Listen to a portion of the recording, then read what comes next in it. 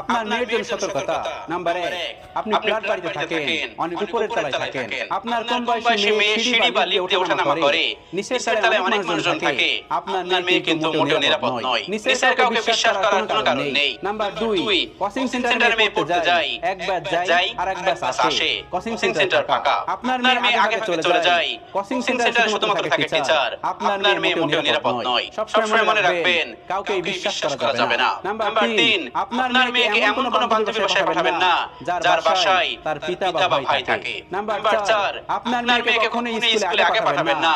সবসময় মনে রাখবেন, সে কিন্তু স্কুলে একা হয়ে যেতে পারে, তার বন্ধু-বান্ধব কিন্তু পরে আসতে পারে, সে কিন্তু এখানে মোটেও নিরাপদ নয়। নাম্বার 5, বিবাহিত ভাই বোনের বাসায় ছোট মেয়েকে থাকার জন্য পাঠানো যাবে না। সবসময় মনে রাখবেন, সেখানে কিন্তু অন্য মানুষ বসবাস করে, আপনার মেয়ে কিন্তু সেখানে মোটেও নিরাপদ নয়। নাম্বার 6, আপনার মেয়েকে এমন কোনো জায়গায় পাঠানো যাবে না যেখানে সে অরক্ষিত